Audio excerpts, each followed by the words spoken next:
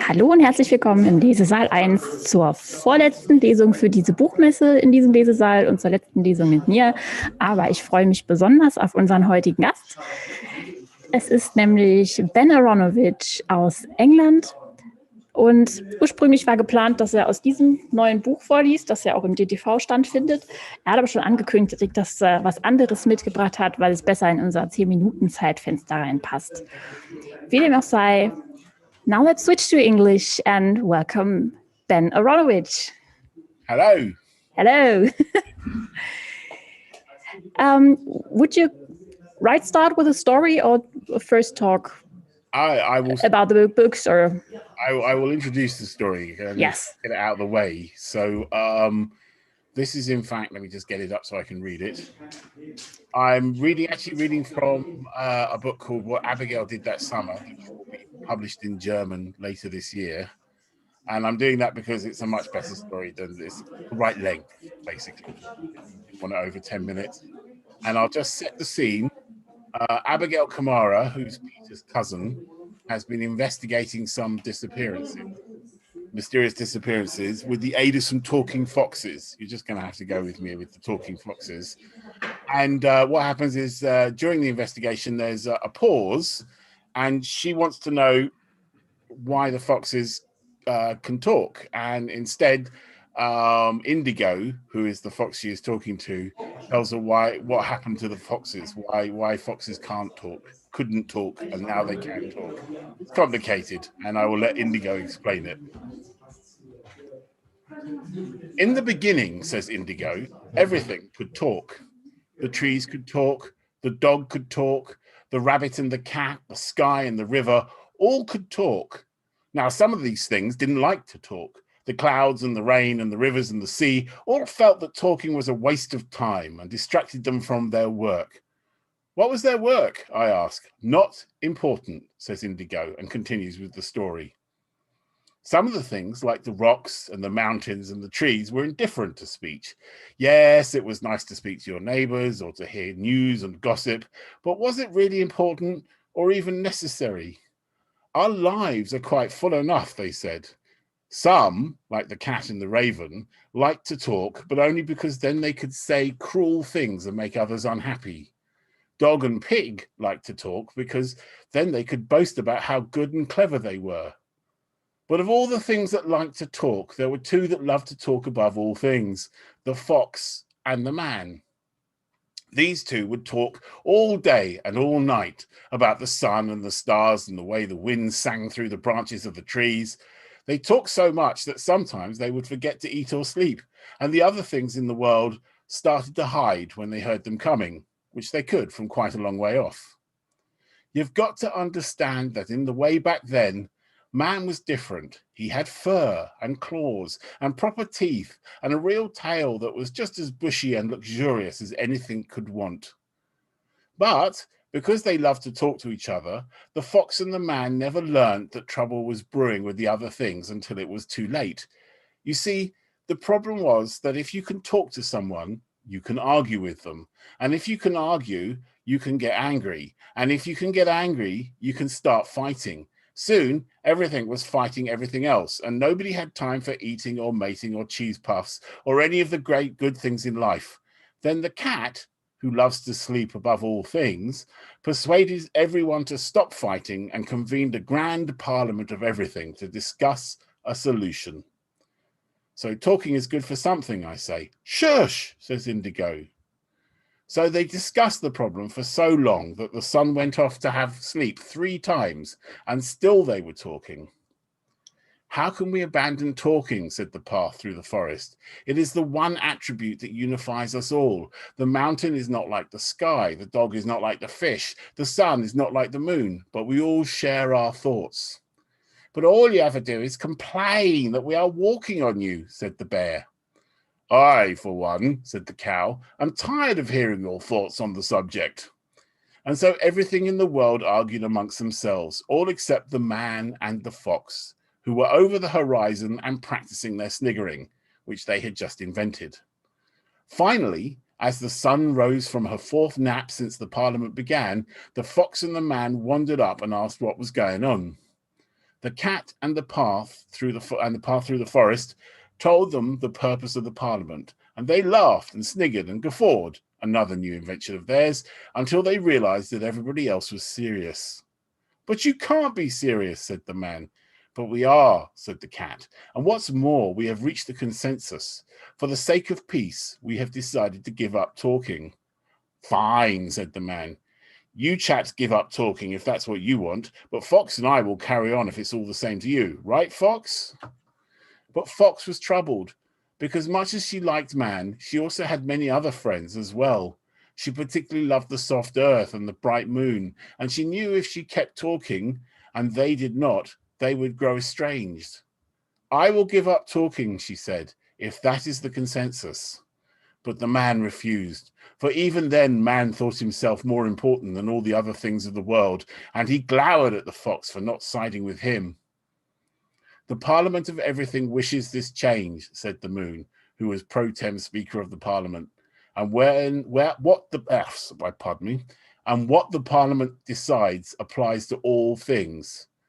But, said the cat, who had always coveted man's bushy tail, perhaps we could come to some arrangement. Yes, yes, cried all the things. If you want to retain the gift of speech, you must renounce your other gifts. Man, even in those days being wise to the ways of the cat, agreed, but only if he could choose to whom he gave his gifts. The cat objected, but everything else was wiser back in those days, and the cat lost the subsequent motion, everything else to one.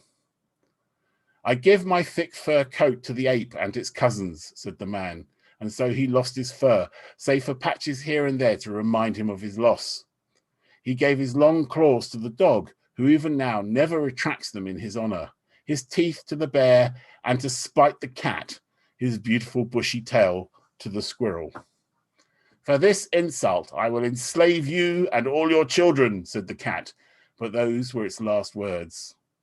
Finally, man had given away all his gifts except his wisdom, which he gave to the fox. Thank you, said the fox. Don't thank me, said the man. I do this so that you and all your kind will know what a mistake you have made. Silence closed around the parliament like a noose, but everything hesitated because the ground upon which everything rests had a final demand. I, for one, am sick of the sound of everyone talking, said the ground. If you plan to continue, please raise your mouth as far from me as possible. As you wish, said the man, and reared up on his hind legs until he stood upright. All the things laughed then, because there stood man, naked and bereft of all his gifts, all the things save Fox, who looked up at the man and saw long, slim fingers unencumbered by claws, fingers that could grasp and take and reshape things to suit man's own purposes, and saw eyes alive with a dreadful intelligence unencumbered by wisdom, and Fox was suddenly afraid. Man looked around from his new high vantage and saw all the world was spread about him like a neglected picnic. I propose that man become master of all things, man said. Any objections? Man waited, but objections came there none. Motion carried, said man. And that is why everything that wants to talk has to find a man to talk for them, says Indigo. But the foxes talk, I say. That's because we won our voices back, said Indigo. Can I have the crumbs? So how did you get your talking back, I ask, and hold the empty container in front of her muzzle. That's classified, she says, and snaffles up all the crumbs.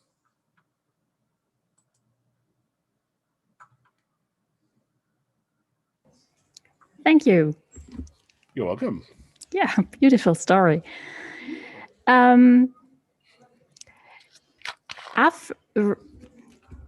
There are no questions from the chat until now, but I have a question because I've read that you're the owner of a bookstop. Can't talk right now. You're the owner of a bookshop in London. No. Is that true? Or No. I used to work in a bookshop. Okay. Yes. God, no. The ground rent alone would bankrupt me. Because a lot of German descriptions about you say that you are the owner of a bookshop, and Okay. I do not know how that. I will have to talk to Val and get them to change my bio. Does not yes. own a bookshop. Wikipedia. Yeah, even Wikipedia has it. Really? Yeah, the German version. Okay. I can't do anything about that. I can't edit my own Wikipedia page, even in German, which I do very badly anyway. So, but I guess someone maybe someday will do. Let's hope so. What gives you the inspirations for all your stories and books? Is there something you can always relate on, or is it no flowing? Random things give inspiration? I mean, to take an example of the foxes. I don't know if you know, but in southern England, we have lots of foxes in our cities because we have these kind of big garden suburbs, and the foxes kind of roam around and they run up and they use the railway lines as conduits so they can get in and out of green spaces on the railway lines. And they're very bold because there's nobody's going to tackle a fox, and so because they're not protected or anything, but Londoners not going to start killing foxes for fun, unlike country folk. So they're very bold. So you'll be walking down the street at night, like I'm coming back slightly drunk from a party or something, and you'll be walking down the street, and this fox will just walk down the road, right? And it will look at you like this, as if to say, "Oh, it's you," and then it will look away, and it will just stroll past you. And I thought, what if these foxes could talk? What if the foxes in London had picked up the speech, or at least some of them have picked up speech and had their own society and everything. So that's where the idea of talking foxes came from. And that sort of thing happens all the time. You see a bridge, you see a river, you see, someone said, you watch something on television, you read a history book, just something pops out of you, and you the next thing you know, you're putting it in a book. It's just, that's just the way it works. Thank God. Otherwise, I'd be stuffed. Yeah. There's Countess Arpad. I'm not sure if I pronounce it correct, but there's a question. Your vast knowledge on architecture. Did you study architecture, or is it a hobby, or what is it? No, yeah, that's a very good example. Never give your character a skill you don't have, right? Because then you have to spend a lot of time reading. So I have reference books on architecture, which I then use for the bits where Peter is talking about architecture. So I have lots of opinions about architecture, but I don't actually have vast knowledge of architecture. So when Peter has to describe something, I have to go and look it up in the right book, and I also have an architecture friend who I phone up at random moments, go, "What's it called? What's that bit that goes across the bottom of a bridge called?" And they go, "It's called a cross tie." And you go, "Thank you." And then off I go and I can write it. Lucky you for this friend. Yes, well, I'm saved frequently by my friends who know more than I do about just about everything. So very handy. They make me look good. And another question from the chat is, will we meet international river goddesses even more often from France or Italy? Well, in the Oktoberman, we met the Moselle and the Kyle, or the Kiel. I never know how it's pronounced. Yeah, I mean, it's entirely possible we will meet not just goddesses, but gods as well, male gods as well, because I don't think the Seine is a woman. I really don't. So, yeah, I mean, if we get there, we will meet them. I don't really think to myself, what shall I put in the story? I think, what is the story? And then the things that go into the story sort of arrive into the story. So I don't really think in terms of I will do a story about this god or that god or this place or that place. So there's no big plan. There's never any plan. There's never any plan. Although, I would like at least put the Rhine maidens in at least once. I think that'd be a laugh because I've mentioned them and I feel we should meet them, but I don't really have a firm idea of what they're like. Yeah. Except I think they live on a barge. But when you have the idea for a book, do you plan this, or do you just jump right in the scene and look where it goes? It's a mixture of both. I usually have a rough idea of how it starts, and then I have a rough idea of what happens in the middle, and I have a rough idea of what happens at the end. and then I just have to kind of fill in the bits in between. Well, that's the actual work is filling in the bits in between those kind of like oh, then this, and sometimes you'll get about a third of the way through and you realize the thing you thought was going to happen in the middle and the end isn't going to happen. Something else is going to happen. But I try and at least have some rough idea of what's going on before I start. But I have written books where I had no idea what was going to happen just because I could see the sort of opening and I had to go with it. A following question to this. But how did it come about that Trier and Moselle, of all places, got a spin-off?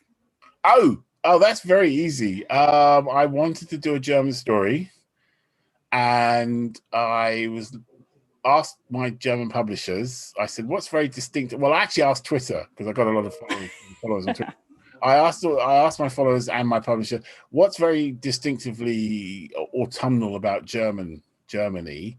And everyone went, "Oh, like the potato fire and everything, and various religious festivals." And someone said, "Well, it's the grape harvest." And the thing is, we don't, in Britain, we although we buy tremendous amounts of German wine, we don't think of Germany as a wine country in the way that we think of like Spain or France or Italy as a wine country, even though you are a massive wine producer. And I thought, wine, that's brilliant. We'll do wine. And then I looked around for wine growing areas, and then I found the Moselle Valley, and then I found Trier, which is Germany's oldest city. And I thought, if I can't make a story out of Germany's oldest city on the Moselle, then my name's not Ben Aaronovitch. So that's why it was Trier. And then had I actually checked the connectivity, I would have chosen a city that was easier to get to from London. Because like Trier, so have you been in Trier? Oh, I've been in Trier like 5 or 6 times. Okay. I can wander around Trier now. I know where the chemist is. I know where the pharmacy is now, the apothecary. I know where the bibliothèque is. I have my favorite theatre. I have my favorite restaurants now in Trier. So I know Trier quite well. You have to because because of privacy laws in Germany, you can't use Google Street View. Doesn't work in Germany. So if you want to know what something looks like, you have to actually go and have a look. So I had to keep going back because I would go to Trier and I would investigate one bit, and then I would go back and I would start writing, and I would realize that I needed to look somewhere else. So I had to get back on a plane and go to Trier and go the other way. And every time I went one way, I always ended up writing about something that was in a completely different direction. So but I got to know, I like going to Germany, so that's not exactly a hardship. I wasn't like going, oh no, I have to go to Germany and eat schnitzel. Terrible. Asta Yumi asks if you're visiting Germany in the future. I think I'm in Schwerte in September for the Mord am Helwig festival. I think it's okay. Because I wrote a short story for them for their, they do an anthology. And they give you a town, and they gave me Schwerte, and I went to Schwerte and I wandered around, and then I made up I don't know if they liked the story or not. They went very quiet. So, but they're having me back, and so that's easy, you see, because then I can just get the Eurostar to Brussels. I don't even have to fly and just woof over on a train. So it's when you have to go to Munich, it takes a bit of time. Yes. But if you're around Trier again, here is the bookstore that would love to have you reading here. Just saying. Well, I like the bookstore in Trier. I mean, it's the big one on the square. Yeah. No, we're not in Trier. We're Saarland. Okay. Near France. I like Hugendubel as well. They because British bookstores don't pay you. German bookstores pay you. So it's like when you go and they go, oh, have some euros, and you go, oh, thank you very much. I will. Don't mind if I do. So whereas the British bookstores expect you to turn up and do it for free, which is outrageous, I think. Yeah. Even if you have a long way, do you even get paid for the way? No. Aberdeen. I've been to Aberdeen, which is further away from me than say Trier is actually from where I live. And no, it's just a different. In Britain, marketing is much more driven by the publishing company, and in Germany, marketing is much more driven by the bookshops. Yeah, the bookshops decide they want you, and then they tell your publisher. Whereas in Britain, the publisher goes, we're sending Ben out on a tour. Who wants him? And so therefore it's kind of like, it's a slightly different kind of approach. As someone in the chat who would love and be very glad if they can meet a river god or goddess in your book from Frankfurt or the Main River. Well, I mean, the thing about German rivers is many of them are too big to have just one god or goddess. So I suspect the really big ones like the Rhine will have more than one, the Danube has probably got 9 or 10, all speaking different languages. So, it's like, I would like to do mine. I mean, I only just scratched the surface of German sort of like history, even just a little bit, and I would like to, but it's a problem because like everyone wants me to write this book and I want to write that book, and pick me. I'm trying to speed up a little bit so that I can get, because I have an idea for another German book, you see, another Tobias Winter book, and this one involves like me going to all my places that I want to visit in Germany as an excuse. So it's like a road trip in sort of like starting, sort of going through German history via various towns. Because the thing that I really noticed when I came to Germany was that Germany is a country of small towns. Yes. In the way that America is, rather than a country of cities like the way Britain is. Britain is like cities, villages. In sort of, it really actually there's quite a lot of small towns in Britain, but in kind of like the way we think in terms of cities and we think in terms of villages. Whereas in Germany, people belong to small towns, or what I think of as small towns, and even the big towns are quite small in some ways, except for the very big ones, which are huge, which I love. I love big towns. So. But I want to visit them, and they all have their own history, and they're all very interesting. And I'd like to just spend 5 minutes in any town, and you can start digging up the history in it, like I did with Schwerte, and you have all this history about the Rhine and the pumping stations and the train tracks and the trains and everything, and you just go, oh my god, I had enough material for about 9 stories by the time I finished. And I could only write one, and it's true of most towns. So I would like to do the river goddesses of the Main and the Saar and everywhere. I'm fascinated, and even quite small rivers. You hardly get around to writing anything but Rivers of London and its spin-offs. Would you like to write something completely different again, or will you stick to Rivers of London? No, I like writing them, so it's not like they're forcing me with a whip to write the Rivers of London books. But I do have some side projects which I pick up when I have a spare moment. I have a space opera that I would slightly mad space opera that I'm writing.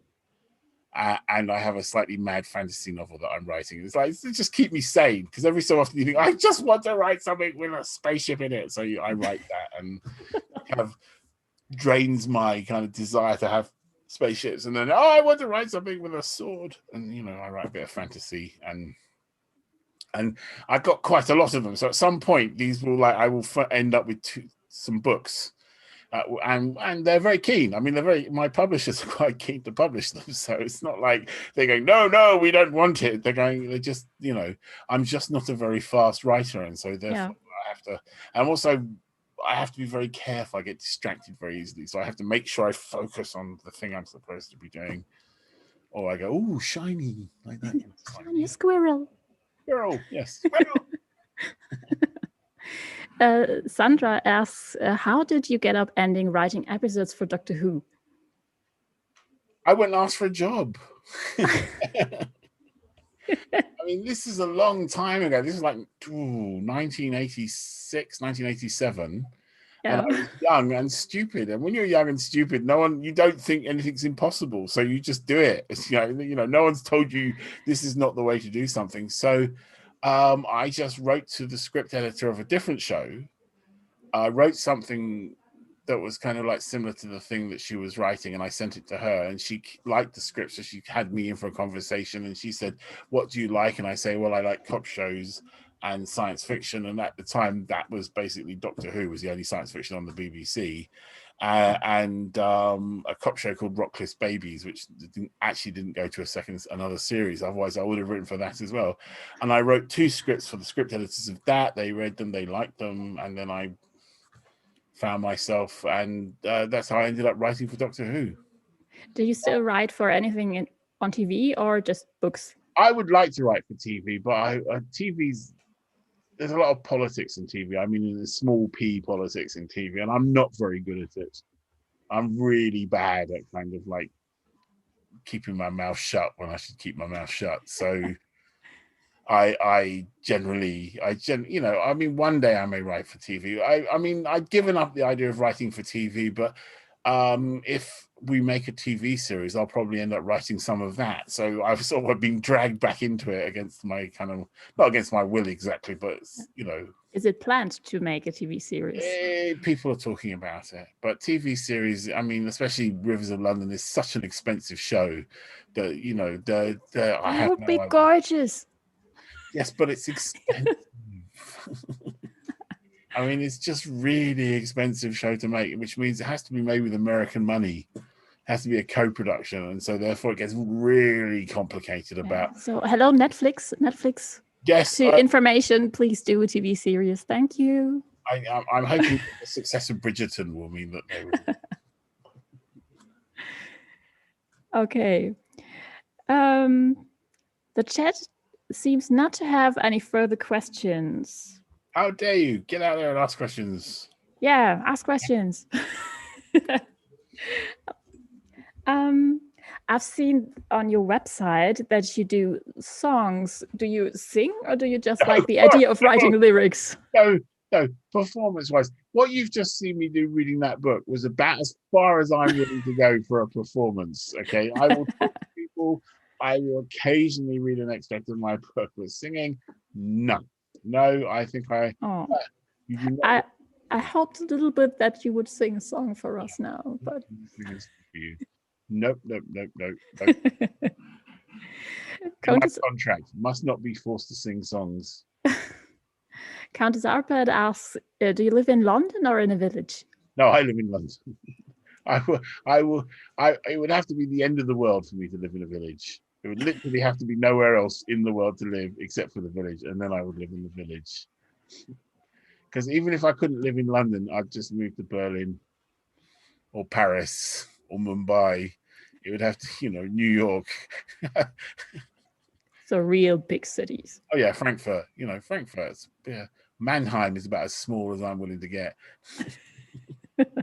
Okay. So how did Schwerte approach you to write a crime story for them? Well, that was the festival. There's a festival called the Mord am Helvig. I think it is Murder in Helvig. They have the Helvig Festival, and they produce an anthology every year. It's a brilliant anthology. I mean, I haven't read it because it's in German, and my German is not yet good enough to read books. But they produce a crime, and they get they ask a bunch of crime writers, and they give them a town in the Helvig area, which is apparently an area. And they assign you a town, and you go and you set your murder in that town, and it has to be a murder. It says it's very, very clear in the contract. Must be a murder. You can't have like a jaywalking thing or something, or someone stealing candy. Has to be a murder, and you go in there and you write a short story. I mean, and it's quite a short story because there's quite a lot of us, and so therefore you have to kind of compress a murder mystery down to like that, which is very difficult for me. If you've read my stuff, I like to go on and on and on and on and on. So, so that's how I ended up having a short story set in Schwerte, where they have a crooked. It's very nice though. I had a festival while I was there. Everywhere I went in Germany before COVID, every time I arrived, they were just about to have a festival or were having a festival of some kind. It was remarkable. I just found that very remarkable that. Everywhere I went, everyone was having a festival. It seemed like these small towns in Germany love their festivals, and you've got to have a festival in the summer. That's true. And every little village has its own festival. Yes, they have their own festival. That's important. Yes, I like that. And one day I'll get a story out of that, I think, somewhere. But apparently Schwerte, when I started, I asked what Schwerte was famous for. And apparently it's famous as a place where there are traffic jams. If you ask people who are not from Schwerte, what's Schwerte famous for? It's the place that comes up on the traffic report saying there's a traffic jam near Schwerte. Yeah. And it's like, and I nearly did a story where there was a murder in the middle of a traffic jam. But then I thought, no, I can't do that. It's a horrible thing to do to a town. So I came up with a different story. Yeah, we have new chat questions. Okay. Esther Yumi asks how many books are planned of Rivers of London, but I guess you don't know how many will come. To write, one I'm writing now is the first of contracted of 4 books. So that's 4 books I'm contracted for full-length novels. I have another 2 novellas that I'm contracted to write. So that's what I'm contracted to do. My plan is to keep writing them until I get bored or people stop buying them. Whichever happens first, really. I'm not bored of them yet. I'm still enjoying them. I still enjoy Peter and Abigail and all the rest. So I'm just going to carry on until I die, probably. That's my plan. And do you ride on trains? No, I am terrible, right? I once sat with Brandon Sanderson on a train back from Manchester, and he literally wrote a chapter on a train in the 2 hours it took us. That's funny. I met Brandon Sanderson yesterday. Oh, right. Well, but he's famously, here's the story. He wrote a novella on the flight over from America once. So he went from not having a novella to having a novella. I can't even read a book on a plane. So it's like, so no, I can't write anywhere except where I'm, in fact, talking to you from now in my lovely room with my whiteboard and my imaginary picture behind me and my computer. And I'm very homebody. And so I got myself like nice little computers, I tried big computers, small laptops, big laptops, but I just find myself, I get them out on the train and I look at them and then I watch a film on them. So I would do the same. So I've given up trying. So now I just take my iPad to watch films on it because it's like there's no point in me taking anything else. I do take a notebook though. I always have a notebook. Let's see if I've got one handy. No, yeah, I always have something like this. I always have something like that on me so that I can make, mad notes about things. Yeah. Because otherwise you have an idea and then you get back and you go, I had a really good idea. I can't remember what it was, but it was a really good idea. And that's very frustrating. So I try to avoid that. Can you always recognize your own notes? Because when I think, oh, I have a great idea, I have to write it down. And a few days later, I find this paper and think, what the fuck? What does that even mean? Only if I make the mistake of writing in cursive. Right? So everything's in capitals, basically. Okay. Although I do sometimes look at it and go, banana on Tuesday. Why? Yeah. What's that about? And then you wake up and then realize, you go, oh, the banana on and then you have to get up and write it down again. Yes.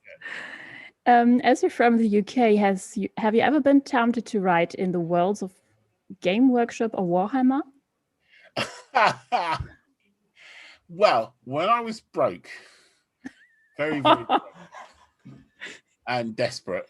I mean, I do like war. I mean, I don't play the games, but I quite like the Warhammer fantasy world. I did pitch an idea to Warhammer Fantasy, but they never got back to me. I wanted to do sort of Jeeves and Wooster, except in the Warhammer world, where like he was a knight. Jeeves was Wooster was a knight, and Jeeves was his man at arms servant, who much clever and everything. And it was going to be like Jeeves and Wooster, except really violent. And instead of Worcester's always being ordered around by his aunts, and this one, all his aunts were like these very powerful sorceresses who would just tell him to go and do things, and he'd lump off, and and Jeeves would have to get him out. And well, he wouldn't be called Jeeves, obviously, would get him out of trouble. And I pitched this as an idea, and I never heard back, so I'm not sure they thought it was a good idea. So yeah, I don't write in other people's worlds anymore because once you've had a taste of freedom, it's very difficult to kind of get back in. It's very disciplined. You write in a tie-in novel, you have to take kind of notes from other people. When you write your own novel, you don't really have to. Your editor's not, the function of the editor is a different function. So you do not have, you don't get notes like saying, well, this doesn't happen in this universe because it's my universe. So I decide what happens in it. So nobody else gets to say, I go, well, it does in my universe. Ha ha ha.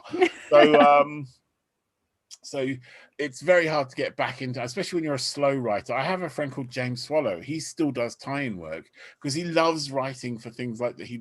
For projects, for shows he likes, like Marvel and people like that. And he's fast enough that he can do it without kind of dying of frustration, because it doesn't pay very well either. They don't pay you very well. Okay. But Sandra from the chat thinks that's a awesome idea, and you definitely should write this. Maybe not for Warhammer, for yourself.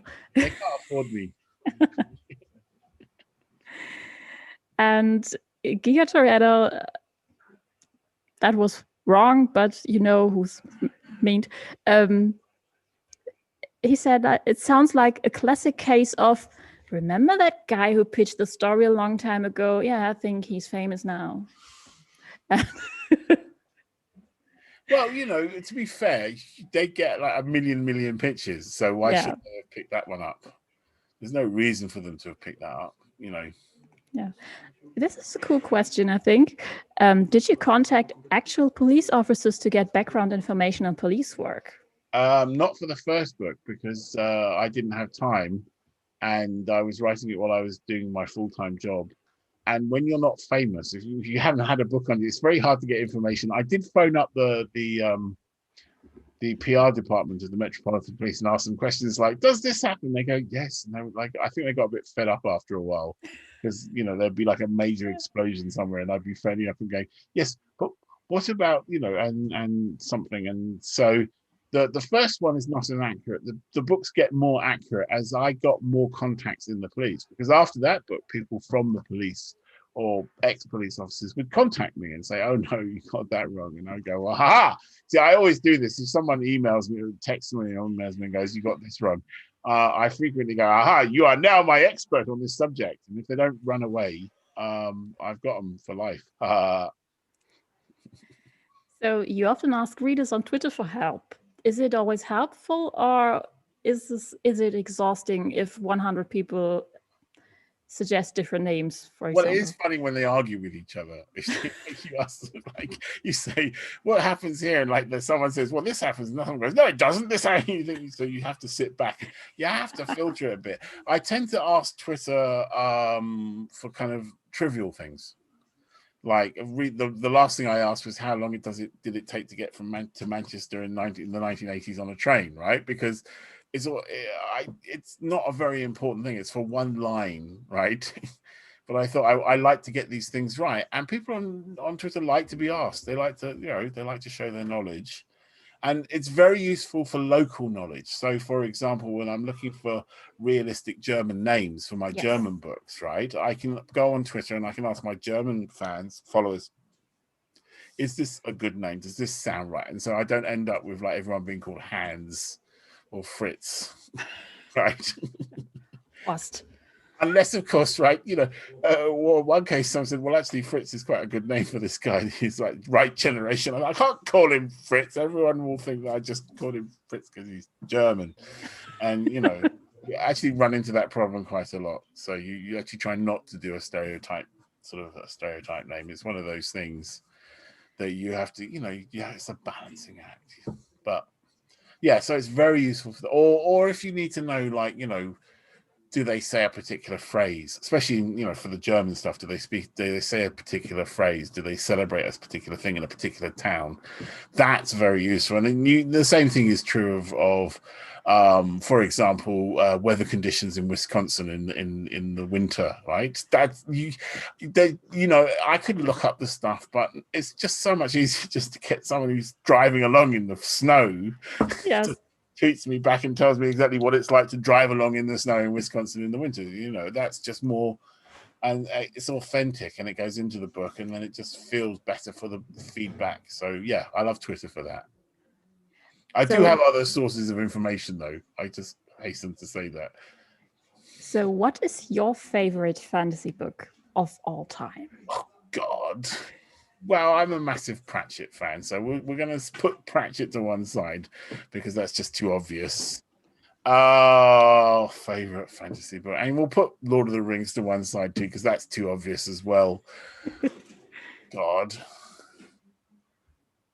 I like Joe Abercrombie. I like fantasy. I'm not one of these kind of ranky people. I don't hierarchize my kind of taste. I'm very omnivorous when I get into something. So if you get someone who's written like 20 books, I will just go nom nom nom nom nom nom, read all their books all in one go.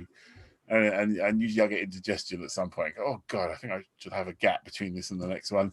And so, I like them. I mean, you just had Tad Williams, haven't you? Or you're having Tad Williams is next. I liked him. I liked his stuff. Although, my God, they're thick, those books. It's like wow, Tad, shorter books, please. And the big books are always just part of a series. Yeah, and they're actually usually trilogy. So like that's number one, and you sit there going, I want to read this. When I was younger, I would have loved a book that long. I would have read it in less than 2 days, and I would have been on to the next one. God forbid he shouldn't have read it. Even not even that long ago, when the first Game of Thrones books were out, I was just piling my way through these thick books, and that was back before Kindles. That was back when a book was like, when men were men and books were thick. So you need an extra bag for this book. Well, I used to sit on the bus getting a really bad wrist from holding essentially a hardback. A hardback the width of a brick. It was great though. You could use it as a self-defense weapon. Someone tried to attack you, you could hit them with the book. So Ollie just gave me a sign that we have 4 minutes left before we have to quit. Okay. And Tad Williams will start. Do you have anything you want to say to the audience before we say goodbye? Yes, buy my books. They're very good, and I need money because I've just bought a house, and it's a house in London, and so therefore my mortgage is really, really big. Maybe if you start singing. No. And I think you're the only person that really wants me to sing, I think.